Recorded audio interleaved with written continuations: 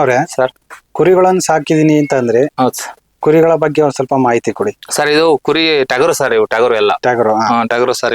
ಇವು ಆಡು ಸಾಕಿದ್ದು ಒಂದತ್ತು ಮಾರಿವ್ ಸರ್. ಈಗ ಒಂದಿದೆ ಆಡು ಸಾಕಿದ್ದು. ಇವು ಟಗರುಗಳು ಸರ್ ಎಲ್ಲವ. ತಂದು 4 ತಿಂಗಳಾಯ್ತು ಸರ್. ಇದು ಈ ತರ ಗೊಂತಿ ಮಾಡಿ ರಾಗಿ ಹುಲ್ಲೊಂದು ಕೊಡ್ತೀವಿ, ಫೀಡ್ ಕೊಡ್ತೀವಿ ಸರ್ ಇವಕ್ಕೆ. ಅಂದ್ರೆ ಹೊರಗಡೆ ಎಲ್ಲೂ ಇವನ್ನ ಇಲ್ಲ, ಹೊರಗಡೆ ಎಲ್ಲೂ ಮೇಯಕ್ ಬಿಡೋದಿಲ್ಲ ಸರ್. ಇದರಿಂದ ಲಾಭಾಂಶ ಇದೆಯಾ ಕುರಿ ಸಾಕೋದ್ರಿಂದ? ಸರ್ ಲಾಭಾಂಶ ಕರೆಕ್ಟ್ ಆಗಿ ಮಾಡಿದ್ರೆ ಒಂದ್ ಕುರಿಗೆ ತಿಂಗಳಿಗೆ 1,000 ರೂಪಾಯಿ ಸಿಗುತ್ತೆ ಸರ್. ಒಂದು ತಿಂಗಳಿಗೆ 1,000 ರೂಪಾಯಿ ಸಿಗುತ್ತೆ. 1,000 ರೂಪಾಯಿ ಸಿಗುತ್ತೆ ಸರ್. ನಿಮ್ಮಲ್ಲಿ ಎಷ್ಟು ಕುರಿಗಳಿದ್ದಾವೆ ಈಗ? ನಮ್ಮಲ್ಲಿ ಈಗ 16 ಇದಾವೆ ಸರ್. 16 ಕುರಿಗಳಿದೆ. ಈ ಕುರಿಗಳನ್ನ ಹೇಗ್ ತರ್ತೀರಾ ನೀವು? ಸರ್ ಇದು ಚಿಕ್ಕನಾಯಕನಹಳ್ಳಿ ಸಂತೆ, ಹಿರಿಯೂರು ಸಂತೆ, ಇಲ್ಲೇ ಲೋಕಲ್ ಆಗಿ ತರ್ತೀವಿ ಸರ್. ಹಿರಿಯೂರು, ಚಿಕ್ಕನಾಯಕನಹಳ್ಳಿ. ಇವುಗಳಿಗೆ ಯಾವ್ಯಾವ ಫೀಡ್ಸ್ ಕೊಡ್ತೀರಾ? ಸರ್ ಇವಕ್ಕೆ ಹಿಂಡಿ, ಜೋಳ, 5G ಅಂತ ಬರುತ್ತೆ ಸರ್. ಅದೊಂದ್ ಸ್ವಲ್ಪ ಕೊಡ್ತೀವಿ ಸರ್, ಬೂಸ, ಕಡ್ಡಿ ಬೂಸ. ಇದು ರಾಗಿ ಹುಲ್ಲು ಹಾಕ್ತೀರಾ? ಬರೀ ರಾಗಿ ಹುಲ್ಲೆ ಸರ್, ಬೇರೆ ಹಾಕಲ್ಲ. ಈ ಹಸಿ ಹುಲ್ ಕೊಟ್ರೆ ಉಚ್ಕಂತೇವೆ ಅಂತ ಹೇಳ್ಬಿಟ್ಟು ಹಸಿ ಹುಲ್ಲೇನ್ ಕೊಡೋದಿಲ್ಲ ಸರ್. ರಾಗಿ ಹುಲ್ಲು ಒಂದೇ ಸರ್, ರಾಗಿ ಹುಲ್ ತಿಂತೇವೆ ಸರ್. ಈಗ ಇವು ಎಷ್ಟು ದಿವಸಕ್ಕೆ ಮಾರಾಟಕ್ಕೆ ಬರುತ್ತೆ ಸರ್? 4 ತಿಂಗಳು ಬೇಕು ಸರ್. 4 ತಿಂಗಳಿಗೆ ಅವರೇಜ್ ಒಂದ್ 30 kg ಹಿಂಗ್ ಬರ್ತೇವೆ ಸರ್. ನಾವು ಸ್ವಲ್ಪ ದೊಡ್ಡ ಮರಿನೇ ತಂದಿರ್ತೀವಿ, ತೀರಾ ಹಾಲು ಕುಡಿಯೋ ಮರಿ ತಂದಿರಲ್ಲ ಸರ್. ಒಂದ್ 8,000 ಈ ತರ ಅವರೇಜ್ ಆಗಿ ತಂದಿರ್ತೀವಿ. ತಂದು 4 ತಿಂಗಳಿಗೆಲ್ಲ ಸೇಲ್ ಮಾಡ್ತೀವಿ ಸರ್. ಒಂದ್ ಮರಿ ಎಷ್ಟು ಬೀಳುತ್ತೆ ನಿಮ್ಗೆ ಸ್ಟಾರ್ಟಿಂಗ್ ತಂದಾಗ? ಸರ್ ಒಂದ್ ಬರುತ್ತೆ ಸರ್, ಒಂದ್ 7,000 8,000 ಹಿಂಗೆ ಸಂತೆಯಲ್ಲಿ ಯಾವ ತರ ಇರುತ್ತೆ ನೋಡ್ಕೊಂಡು ನಾವು ಒಟ್ಟಿಗೆ ತಂಬರೋದ್ರಿಂದ ಬೀಳುತ್ತೆ. ಒಂದ್ 8,000 ರೂಪಾಯಿ ಈ ತರ ಅವರೇಜ್ ಇರುತ್ತೆ ಸರ್. 7,000 ರಿಂದ 8,000 ರೂಪಾಯಿ ನಿಮ್ಗೆ ಬೀಳುತ್ತೆ. ಚಿಕ್ಕ ಮರಿ ಬೀಳುತ್ತೆ ಸರ್. ಒಟ್ಟಿಗೆ ಒಂದೇ ಸತಿ ಎಷ್ಟು ಮರಿಗಳನ್ನ ತರ್ತೀರಾ ನೀವು? ಸರ್ ಈಗ ನಮ್ತ ಬಜೆಟ್ ಇದ್ದಂಗೆ ಸರ್, ಮಿನಿಮಮ್ ಒಂದ್ 10 ಅಂತ ತರ್ತೀವಿ ಸರ್.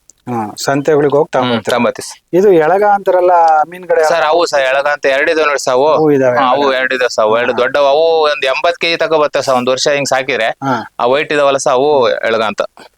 ಅದ್ರಲ್ಲಿ ಒಳ್ಳೆ ಫಲ ಬರುತ್ತೆ ನಿಮ್ಗೆ? ಇದು ಬರುತ್ತೆ, ಚೆನ್ನಾಗಿರ್ತದೆ ಸರ್. ಬಾ. ಇದು ಎಳಗ ಸರ್. ಇದು ಎಳಗ. ಇದು ಎಳಗ ಸರ್. ಇದು ಮಾಮೂಲಿ ಕುರಿಗೂ ಇದಕ್ಕೆ ಏನ್ ವ್ಯತ್ಯಾಸ ಸರ್? ಇದು ಜಾಸ್ತಿ ಲಾಂಗ್ ಇರುತ್ತೆ ಸರ್. ಆಮೇಲೆ ಇವು ಕಮ್ಮಿ ತೂಕ ಬರ್ತವೆ, 30-40 kg. ಇದು 70-80 kg ತಗೋ ಬರ್ತವೆ. 70 kg ಬರುತ್ತೆ. ಆಮೇಲೆ ಇದು ಕೊಂಬು ಮೈಲಾರಿ ಬರುತ್ತಲ್ಲ, ಆ ಟೈಪ್ ಬರುತ್ತೆ ಸರ್. ಚೆನ್ನಾಗಿ ಬರುತ್ತೆ, ಕೊಂಬು ಚೆನ್ನಾಗಿ ಬರುತ್ತೆ ಸರ್. ಹಂಗಾಗಿ ನೋಡಕ್ಕೂ ವೈಟ್ ಇರೋದ್ರಿಂದ ಲುಕ್ ಆಗಿರುತ್ತೆ ಸರ್. ಒಳ್ಳೆ ಕುರಿ ನೋಡಿದ ತಕ್ಷಣವ ಆಮೇಲೆ ಮನುಷ್ಯರಿಗೂ ಚೆನ್ನಾಗಿ ಹೊಂದ್ಕೊಂತವೆ. ಆಮೇಲೆ ನೋಡಕ್ ಒಳ್ಳೆ ಸಖತ್ತಾಗಿರ್ತವೆ ಸರ್. ಕುರಿ ಸ್ನಾನ ಮಾಡ್ಸಿಲ್ಲ, ಹಾಗಾಗಿ ಈ ತರ ಇದೆ ಸ್ವಲ್ಪ. ಈಗ ಎಳಗ ಅದನ್ನ ಎಲ್ಲಿಂದ ತರ್ತೀರಾ ಕುರಿ? ಸರ್ ಇದು ಅಮ್ಮಿನಗಡ ಹೋಗ್ಬೇಕು ಸರ್. ನಮ್ಮ ಫ್ರೆಂಡ್ ಇಲ್ಲಿ ಅಮ್ಮಿನಗಡ, ಕೂಕಂಪಲ್ಲಿ ಅಲ್ಲೆಲ್ಲ ಸಿಗ್ತಾವ ಸರ್. ಅಲ್ಲಿ ನಮ್ ಫ್ರೆಂಡ್ ಚೇತನ್ ಅಂತ ಇದಾರೆ, ಅವ್ರು ಹೋಗ್ತಿರ್ತಾರೆ ಹಂಗ ತರಕ್ಕೆ. ಅವಾಗ ಜೊತೆಗೆ ಹೋಗಿ ನಾವು 1-2 ತಗೊಂಬರ್ತೀವಿ ಸರ್. ಅಲ್ಲಿಂದ ಹೇಗೆ ಹಾಕೊಂಡ್ಬರ್ತೀರಿ ಇವನ್ನ? ಸರ್ ಗಾಡಿ ಸರ್, ಬಾಡಿಗೆ ಹಾಕೊಂಡ್ಬರ್ತೀವಿ. ಒಂದು 2-3 ಜನ ರೈತರು ಸೆಟ್ ಆಗಿ ಹೋಗಿ ಶೇರ್ ಮಾಡ್ಕೊಂಡು ಎಲ್ಲ ತಗೊಂಬರ್ತೀವಿ ಸರ್. ಒಂದು ಮರಿ ಸರ್ ಅಲ್ಲಿಂದ ಇಲ್ಲಿಗೆ ಬರೋದಕ್ಕೆ ಎಷ್ಟು ಖರ್ಚು ಬೀಳುತ್ತೆ? ಖರ್ಚು ಒಂದ್ 500 ರೂಪಾಯಿ ಬೀಳುತ್ತೆ ಸರ್. ಒಂದು ಕುರಿಗೆ 500 ಬೀಳುತ್ತೆ.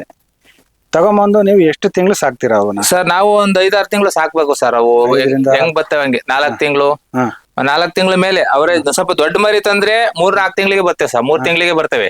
ಸ್ವಲ್ಪ ಚಿಕ್ಕದಾಗಿದ್ರೆ ಒಂದ್ 4 ತಿಂಗಳು 5 ತಿಂಗಳು ಮಾರ್ತೀವಿ ಸರ್. 5 ತಿಂಗಳು ಮಾರಿ ಅದನ್ನ ಮಾಡಿ 5 ತಿಂಗಳು ಸಾಕಿ. ಸರಿ. ಅದನ್ನ ಹೇಗೆ ಮಾರ್ಕೆಟಿಂಗ್ ಹೆಂಗ್ ಮಾಡ್ತೀರಾ ಸರ್? ಮಾರ್ಕೆಟಿಂಗು ಇಲ್ಲಿ ಹಬ್ಬಗಳಿಗೆ ಇಲ್ಲೇ ಬರ್ತಾರೆ, ಇಲ್ಲೇ ಜನ ಲೋಕಲ್ ಆಗಿ ಎಲ್ಲರೂ ಬರ್ತಾರೆ. ಇಲ್ಲ ಅಂದ್ರೆ ಯಾರಾದ್ರೂ ಪರ್ಚೇಸ್ ಒಟ್ಟಿಗೆ ತಗೊಂಡು ಈ ಟೌನ್ ಕಡೆ ತಾಂತಾರಲ್ಲ, ಶಿವಮೊಗ್ಗ, ಬೆಂಗಳೂರು ಕಡೆ ಸರ್, ಅವರು ತಗೊಂಡೋಗ್ತಾರೆ ಸರ್. ಈ ಒಣಹುಲ್ ಬಿಟ್ಟು ಬೇರೆ ಇನ್ಯಾವ್ದು ಹುಲ್ ಕೊಡೋದಿಲ್ಲ? ಇಲ್ಲ ಸರ್, ಒಣಹುಲ್ ಬಿಟ್ಟು ಬೇರೆ ಯಾವ್ದು ಕೊಡ್ತಿಲ್ಲ ಸರ್. ಈಗ ಇವುಗಳಿಗೆ ಪ್ರತ್ಯೇಕವಾಗಿ ಸರಿ ಯಾರಾದ್ರೂ ಒಬ್ಬ ನಿಂತ್ಕೊಂಡು ಕೆಲಸ ಮಾಡ್ಬೇಕಾಗತ್ತಾ, ಅಥವಾ ಮನೇಲಿರೋ ಯಾರಾದ್ರೂ? ಮನೆಗೆ ಇರೋದೇ 2 ನಮ್ ಮಿಸ್ಸಸ್ ಮೇಂಟೈನ್ ಮಾಡ್ತಾರೆ ಸರ್. ಇವಕ್ಕೆ ಬೆಳಿಗ್ಗೆ ನಾವು ಕಸ ಗುಡಿಸಿ ಫೀಡ್ ಹಾಕ್ತಿವಿ ಸರ್ ಬೆಳಿಗ್ಗೆ. ಇನ್ನ ಹುಲ್ಲು ಹಾಕೊಂಡ್ ನೋಡ್ಕೊಳೋದು ಅವರೇ ಸರ್. ನೈಟ್ ಅಲ್ಲಿ ದನಿ ಮನೆ ಕೂಡ್ತೀವಿ ಸರ್.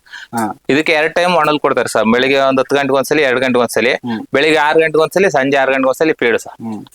ನಮ್ ಹುಡುಗ ಕಾಲೇಜ್ಗೆ ಹೋಗೋದಕ್ಕೆ ಸ್ವಲ್ಪ ಮೇವೆಲ್ಲ ಹಾಕಿ ಫೀಡೆಲ್ಲ ಹಾಕಿ ಹೋಗ್ತೇನೆ ಸರ್. ನಮ್ಮ ಮನೆಯವ್ರು ನೋಡ್ಕೊಂತಾರೆ. ಸಂಜೆ ಒಂದ್ಸಲಿ ಮೇಂಟೈನ್ ಮಾಡ್ಬೋದು ಸರ್. ಮನೇಲಿ ಯಾರೋ ಒಬ್ರು ಇದ್ರೆ ಇನ್ನಿಬ್ರು ಕೆಲ್ಸಕ್ಕೆ ಹೋಗ್ಕೊಂಡು ಒಬ್ಬರೇ ಮೇಂಟೈನ್ ಮಾಡ್ಬೋದು ಸರ್. ಇವನ್ನ ಅಂದ್ರೆ ಮನೇಲಿರೋರ ಈ ಒಂದ್ ಸ್ವಲ್ಪ ಶೆಡ್ ಈ ತರ ಮಾಡಿ ಇದ್ದು ಬಿಟ್ರೆ ಒಬ್ಬರೇ ಮೇಂಟೈನ್ ಮಾಡ್ಬೋದು. ಎಷ್ಟು ಕುರಿಗಳಿದೆ ಇಲ್ಲಿ ಈಗ? ಸರ್ ಈಗ 16 ಇದೆ ಸರ್. ಒಂದು ಆಡಿದೆ ಸರ್. 16 ಕುರಿಗಳಿದೆ, ಒಂದು ಆಡಿದೆ. ಆಡು ಟಗರು ಸರ್, ಇವೆಲ್ಲ ಟಗರುಗಳು. ಟಗರುಗಳನ್ನ ಮನೇಲಿರೋ ಒಬ್ಬ ಹೆಣ್ಮಗಳು ಮೇಂಟೈನ್ ಮಾಡಬಹುದು, ಮಾಡ್ತಾರೆ ಸರ್. ಇವಕ್ಕೆ ಬೆಳಗ್ಗೆ ಒಂದ್ಸರಿ ಹುಲ್ಲು ಹಾಕ್ಬೇಕಾಗತ್ತೆ, ಮತ್ತೆ ಮಧ್ಯಾಹ್ನ ಒಂದ್ಸರಿ. ನೈಟ್ ಏನ್ ಹುಲ್ಲು ಕೊಡೋದಿಲ್ಲ? ನೈಟ್ ಕೊಡಲ್ಲ ಸರ್. ನೈಟ್ ಕೊಡೋದು. ಆಮೇಲೆ ಫ್ರೀಡಮ್ ಜಾಸ್ತಿ ಇರಬಾರ್ದು ಸರ್. ಈ ಇಕ್ಕಟ್ ಯಾಕೆ ಮಾಡಿವಿ ಅಂದ್ರೆ ಹಿಂದಕ್ ಹೋಗಿ ಬಂದು ಗುದ್ದಾಡ್ತಾವ ಸರ್. ಒಂದಕ್ಕೊಂದು rash ಆಗ್ತವೆ ಅಂತ ನೀವು ಈಗ ಫುಲ್ ಆಫ್ ಬಿಸ್ಲು ಬೇಕಂದ್ರೆ ಬಿಸ್ಲು, ನೆಳ ಬೇಕಂದ್ರೆ ನೆರಳು ಮಾಡಿ ಸಹಿತ ಇವನ್ನ ಫೀಡ್ ಹಾಕಿದಾಗ ಫ್ರೀಡಮ್ ಬಿಡ್ತೀವಿ. ಈ ಮಾಮೂಲಿ ಟೈಮಲ್ಲಿ ಸ್ವಲ್ಪ ಇಕ್ಕಟ್ಟಾಗಿ ಇರ್ಬೇಕು ಸರ್. ಇಲ್ಲ ಅಂದ್ರೆ ಒಂದಕ್ಕೊಂದು ಗುದ್ದಾಡ್ತೇವೆ ಸರ್. ಹಿಂದಕ್ ಹೋಗಿ ಬಂದು ಹೊಡ್ಕೊಂತೇವೆ ಸರ್, ಒಂದೊಂದು ಹೊಡ್ಕೊಂತೇವೆ. ಈ ಕೋಡನ್ನೆಲ್ಲ ತೆಗಿತಾರಲ್ಲ ಅದು ಯಾವ ರೀತಿ ಅದು ಸರ್? ಇದನ್ನ ತೆಗ್ದಿವಿ ನೋಡಿ ಸರ್. ನಮ್ಮ ಹುಡುಗ ಆಮೇಲೆ ಸಿದ್ದು ಅಂತ ಮಾದೇಳಿ ಒಬ್ಬ ಹುಡುಗ ಇದ್ದಾನೆ ಸರ್. ಅವ್ರು ಈ ತರ ತೆಗ್ದಾರೆ. ಇದು ಈಗ ಬರ್ತಾ ಇದೆ ನೋಡಿ ಸರ್, ಚೆನ್ನಾಗಿ ಬರುತ್ತೆ. ತೆಗೆದ್ರೆ ಏನ್ ಉಪಯೋಗ ಆಗುತ್ತೆ ಸರ್? ಇದು ಚೆನ್ನಾಗಿ ಬರುತ್ತೆ ಸರ್. ನೋಡಕ್ ಲುಕ್ಕ ಬರುತ್ತೆ ಸರ್. ಯಾವ ರೀತಿ ತೆಗಿಯೋದು ಅದನ್ನ ಅದ್ರ ಬಗ್ಗೆ ಸರ್? ಇದು ಇದೆಯಲ್ಲ ಸರ್, ಇಲ್ಲಿಗೆ ಸ್ವಲ್ಪ ಎಣ್ಣೆ ಹಾಕ್ಬಿಟ್ಟು ಮಾಮೂಲಿ ಮ್ಯಾಲ್ಗಡೆ ಫುಲ್ ತೆಗಿಯಲ್ಲ ಸರ್, ಮ್ಯಾಲ್ಗಡೆ ಮಾತ್ರ ರಿಮೂವ್ ಮಾಡ್ತಾರೆ ಸರ್. ರಿಮೂವ್ ಮಾಡಿದಾಗ ನೀಟಾಗಿ ಬರುತ್ತೆ ಸರ್. ಲೇಯರ್ ತೆಗಿತಾರೆ. ಅದ್ ನೋವು ಆಗಲ್ಲ ಅಷ್ಟೊಂದು, ಸ್ವಲ್ಪ ಇದಾಗುತ್ತೆ. ಒಂದ್ 2-3 ದಿವಸಕ್ಕೆ ಅದೇ ಸರಿ ಹೋಗುತ್ತೆ. ಆಮೇಲೆ ಚೆನ್ನಾಗಿ ಬರುತ್ತೆ ಸರ್. ಅದು ನೋಡಕ್ಕೆ ತುಂಬಾ ಚೆನ್ನಾಗಿ ಬರುತ್ತೆ. ಇದು ಎಳಗಾಗ ಮಾತ್ರ ತೆಗಿಯೋದು ಸರ್, ಎಲ್ಲವೂ ತೆಗಿಯಕ್ ಬರಲ್ಲ. ಇದಕ್ ಮಾತ್ರ ಸರ್, ಇವಕ್ಕೆಲ್ಲ ಬರೋದಿಲ್ಲ. ನಾಟಿ ಇವಕ್ಕೆಲ್ಲ ಬರಲ್ಲ. ಇದಕ್ ಮಾತ್ರ ಆತರ ಬರುತ್ತೆ. ಬೆಲೆ ಯಾವ್ದಕ್ ಜಾಸ್ತಿ ಇರುತ್ತೆ? ಇದಕ್ಕೆ ಜಾಸ್ತಿ ಇತ್ತು ಸರ್ ಬೆಲೆ. ಎಳಗಾಕ್ಕೆ ಬೆಲೆ ಜಾಸ್ತಿ. ಯಾವ ರೇಟ್ ಅಲ್ಲಿ ಕೊಡ್ತೀರಾ ಇದು ಸರ್? ಮಾಮೂಲಿ ಇದು ಕೆಜಿ ಲೆಕ್ಕದಾಗ ಆದ್ರೂ ಕೊಡ್ತೀವಿ ಸರ್. ಮಿನಿಮಮ್ ಈಗ 460 ರೂಪಾಯಿ ಕೆಜಿ ಸರ್. ಈಗ ಅವರೇಜ್ ತೂಕ ಇದಾದ್ರೆ, ಮಾಮೂಲಿ ಡೈರೆಕ್ಟ್ ತೂಕ ಆದ್ರೆ 460 ರೂಪಾಯಿ ಹಂಗ್ ಕೊಡ್ತೀವಿ ಸರ್, ಯಾರಾದ್ರೂ ಬೇಕಂದ್ರೆ. ಈಗ ಓಡ್ತಿರೋದು ಅಷ್ಟು ಸಾ. ಈಗ ಮರಿ ರೇಟ್ ಸ್ವಲ್ಪ ಜಾಸ್ತಿ ಇರೋದ್ರಿಂದ ಫೀಡ್ ರೇಟ್ ಎಲ್ಲ ಜಾಸ್ತಿ ಆಗ್ಬಿಡುತ್ತೆ. ಹಿಂಡಿ ರೇಟ್ ಎಲ್ಲ ರೇಟ್ ಹೆಂಗಾಗುತ್ತೆ ಅದ್ರ ಮೇಲೆ ಇವು ರೇಟ್ ಜಾಸ್ತಿ ಆಗ್ತಿರುತ್ತೆ. ಪ್ರತಿ ವರ್ಷ ತಂದು ಸಾಕ್ತೀರಾ ನೀವು? ಸರ್, ಇದು ಸೇಲ್ ಮಾಡಿ ತತ್ತೀವಿ ಸರ್. ಜಾಸ್ತಿ ಅಂತಾರಲ್ಲ, ನಮ್ಗೆ ಎಷ್ಟು ಬೇಕು ಅಷ್ಟು 10-15 ಈ ತರ ತಂದು ಸಾಕ್ತಿವಿ ಸರ್. ಹೋದ್ ಬ್ಯಾಚ್ ಅಲ್ಲಿ ಆಡಿದ್ದು ಸರ್, ಆಡೆಲ್ಲ ಮರಿ ಸ್ವಲ್ಪ ಟಗರು ಮಾಡಿವಿ. ಟಗರು ಇರ್ತವೆ, ಆಡು ಈ ತರ ಮಾಡ್ತೀವಿ ಸರ್. ಆಮೇಲೆ ನಮಗೆ ಗೊಬ್ಬರನು ಆಗ್ತದೆ. ಗೊಬ್ಬರ ಆಮೇಲೆ ಮನೇಲಿ ನಾವು ಜಮೀನ್ ಹತ್ರನೇ ಮನೆ ಕಟ್ಕೊಂಡಿರೋದ್ರಿಂದ, ಮನೆ ಮುಂದೆ ಶೆಡ್ ಇರೋದ್ರಿಂದ ಅನುಕೂಲ ಆಗ್ತದೆ ಅಂತ ಮಾಡ್ಕೊಂಡಿವಿ ಸರ್. ರಮೇಶನ್ ಅವ್ರೆ, ಇದು ಯಾವ ಮೆಷಿನ್? ಇದ್ರ ಬಗ್ಗೆ ಮಾಹಿತಿ ಕೊಡಿ. ಇದು ಚಾಪ್ ಕಟ್ರ್ ಅಂತ ಸರ್, ಮೇವ್ ಕಟ್ ಮಾಡಕ್, ಹಸಿ ಮೇವ್ ಕಟ್ ಮಾಡಕ್ ತಂದಿದ್ದು ಸರ್. 1 ವರ್ಷ ಆಯ್ತು ತಂದಿದ್ದು. ಈ ಕೃಷಿ ಆಫೀಸ್ ಅಲ್ಲೂ ಕೊಡ್ತಾರೆ ಸಬ್ಸಿಡಿ ಮೇಲೆ. ಇಲ್ಲಾಂದ್ರೆ ನಾವು ದುಡ್ಡು ಕೊಟ್ಟು ತರ್ಬೋದು. ನೀವ್ ಯಾವ ರೀತಿ ತಗೊಂಡ್ರಿ ಇದು? ಸರ್, ನಾವು ಇದು ದುಡ್ಡು ಕೊಟ್ಟು ತಂದಿದ್ದು ಸರ್. ಅವಾಗ ಇದು 26,000 ಬಿದ್ದಿತ್ತು ಸರ್. 26,000. ಎಷ್ಟು ಕೆಜಿ ಮೇವನ್ ಕತ್ತರಿಸಬಹುದು ಸರ್? ಇದು ಎಷ್ಟಾರು ಕಟ್ ಮಾಡಿದೆ ಸರ್. ಬೆಲ್ಟ್ ಇಲ್ಲ ಹೋಗುತ್ತೆ ಸರ್. ಕೊಟ್ರೆ 1 ಗಂಟೆಗೆ ಎಷ್ಟಿದ್ರು ಕಟ್ ಮಾಡ್ಬೋದು ಸರ್. ನೀವು ಮಾಡ್ಬೋದು. ಜೋಳ ಮತ್ತೆ ರಾಗಿ ಹುಲ್ಲು ಕಟ್ ಮಾಡ್ತೀವಿ ಸರ್, ಜೋಳನು ಕಟ್ ಮಾಡ್ತೀವಿ. ರಾಗಿ ಹುಲ್ಲು ಕಟ್ ಮಾಡ್ತೀರಾ? ಅಂದ್ರೆ ಕುರಿಗಳಿಗೆ ಕೊಡೋದಕ್ಕೆ ರಾಗಿ ಹುಲ್ಲು ಕಟ್ ಮಾಡ್ತೀರಾ? ದೊಡ್ಡದು ಮೇಪೇರ್ ಎಲ್ಲ ಹಸುಗಳಿಗೆಲ್ಲ ಕಟ್ ಮಾಡಾಕ್ತಿವಿ ಸರ್. Okay okay. ಅಂದ್ರೆ ಇದು ಕರೆಂಟ್ ಇದ್ದಾಗ ಮಾತ್ರ ವರ್ಕ್ ಆಗುತ್ತೆ? ಕರೆಂಟ್ ಇದ್ದಾಗ ಮಾತ್ರ ವರ್ಕ್ ಆಗುತ್ತೆ. ಓನ್ಲಿ ಪವರ್ ಇದ್ದಾಗ? ಪವರ್ ಇದ್ದಾಗ ಮಾತ್ರ ವರ್ಕ್ ಆಗುತ್ತೆ. ಪವರ್ ಐತೆ ಸರ್, ನಿರಂತರ ಪವರ್ ಐತೆ, ಓಡುತ್ತೆ ಸರ್. ಓಕೆ. ಇದನ್ನ ಕುರಿಗಳಿಗೆ ಮೇವು ಕೊಡೋದಕ್ಕೆ ಇದನ್ನ ಇದು ಉಪಯೋಗಿಸ್ತಾ ಇದ್ದೀರಾ? ನೀರ್ ಗುಡ್ಸೋದು, ನೀರುಗಳೆಲ್ಲ ಹೇಗೆ? ನೀರು ಬಕೆಟ್ ಅಲ್ಲಿ ಇಡ್ತೀವಿ ಸರ್. ಬಕೆಟ್ ಅಲ್ಲಿ ನೀರು 2 ಬಕೆಟ್ ಅಲ್ಲಿ ನೀರ್ ಇಡ್ತೀವಿ ಸರ್.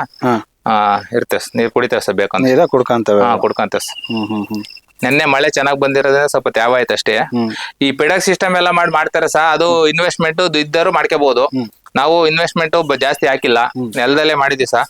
ಇನ್ನು ಇದ್ರ ಇಂಪ್ರೂವ್ ಆದ್ಮೇಲೆ ಮಾಡೋಣ ಅಂತ. ಸಾಲ ಮಾಡಿ ಯಾಕೆ ಮಾಡ್ಬೇಕು ಅನ್ನೋ ಒಂದು ಲೆಕ್ಕಾಚಾರಕ್ಕೆ ನೆಲದಲ್ಲೇ ಮಾಡ್ತೀವಿ ಸರ್. ಅದೇ ಕೆಲವರೆಲ್ಲ ಶೆಡ್ ಮಾಡಿ ಹೈಟೆಕ್ ಆಗಿ ಮಾಡ್ತಾರೆ. ಅದು ಅವ್ರವ್ರ ಬಜೆಟ್ ಅವ್ರ ಹತ್ರ ದುಡ್ಡು ಇರೋದ್ರ ಮೇಲೆ ಡಿಪೆಂಡ್ ಆಗುತ್ತೆ ಸರ್.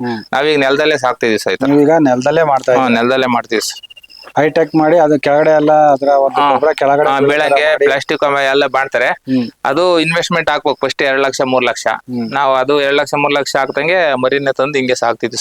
ಅಂದ್ರೆ ನೀವು ಯಾವ್ದೇ ಹೆಚ್ಚಿನ ಒಂದು ಇನ್ವೆಸ್ಟ್ ಮಾಡಿಲ್ಲ? ಮಾಡಿಲ್ಲ. ಇರೋದ್ರಲ್ಲೇ ನೀವು ತಂದು ಕಟ್ಕೊಂಡ್ಬಿಟ್ಟು ಮಾಡ್ತಾ ಇದೀರಾ. ಒಳ್ಳೆ ಮಾಹಿತಿ ಕೊಟ್ರೆ ರಮೇಶ್ ಅಣ್ಣ ಅವ್ರೆ. ಈಗ ಲಾಸ್ಟ್ಲಿ ನಿಮ್ಮ ಒಂದು ಅನುಭವದ ಮಾತನ್ನ ನಮ್ಮ ಕೃಷಿಕರಿಗೆ ಮತ್ತು ಯುವಕರಿಗೆ ಇದ್ರ ಬಗ್ಗೆ ಏನ್ ಹೇಳೋದಕ್ಕೆ ಇಷ್ಟ? ಸರ್, ಮನೇಲಿ ಇಬ್ರಿದ್ರೆ ಒಬ್ರು ಕೆಲ್ಸಕ್ಕೆ ಹೋಗ್ಕೊಂಡು ಇನ್ನೊಬ್ರು ಕೃಷಿ ಮಾಡ್ಕೊಂಡು ಶ್ರಮ ಐತೆ ಸರ್. ಕೃಷಿಲಿ, ಸಾವಯವ ಕೃಷಿಲಿ ಶ್ರಮ ಹಾಕ್ಬೇಕು ಸರ್. ಶ್ರಮ ಹಾಕಿ ಮಾಡಿದ್ರೆ ಈ ಪ್ರಕೃತಿಲಿ ಹಣ್ಣಿನ ಗಿಡಗಳೆಲ್ಲ ಬೆಳ್ಕೋಬಹುದು. ಆಮೇಲೆ ಈ ತರ ಒಂದಕ್ಕೊಂದು ಈ ಕೋಳಿ ಸಾಕಾಣಿಕೆ, ಕುರಿ ಸಾಕಾಣಿಕೆ, ಹಸು ಸಾಕಾಣಿಕೆ ಎಲ್ಲ ಮಾಡ್ಕೊಂಡು ಸಮಗ್ರ ಕೃಷಿ ಮಾಡಿದ್ರೆ ಸ್ವಲ್ಪ ಆರಾಮಾಗಿ ಇರ್ಬೋದು ಸರ್. ತೀರಾ ಇದ್ ಮಾಡ್ದಂಗೆ ಆರಾಮಾಗಿ ಮಾಡ್ಕೊಂಡು ಹೋಗ್ಬೋದು ಅಂತ ನನ್ನ ಅನಿಸಿಕೆ ಸರ್. ಅಂದ್ರೆ ಇರುವ ಜಾಗದಲ್ಲಿ, ಇರುವ ಜಮೀನಿನಲ್ಲೇ ನೆಮ್ಮದಿಯನ್ನ ಕಾಣಬಹುದು. ಕಾಣ್ಬೋದು. ನಿಮ್ಮ ಅನುಭವದ ಪ್ರಕಾರ ನೀವು ನೆಮ್ಮದಿ ಕಾಣ್ತಿದೀವಿ ಸರ್. ಓಕೆ, ಧನ್ಯವಾದ ರಮೇಶ್ ಅಣ್ಣ. ಮಾಹಿತಿ ಕೊಡಿ. Okay sir. ಓಕೆ.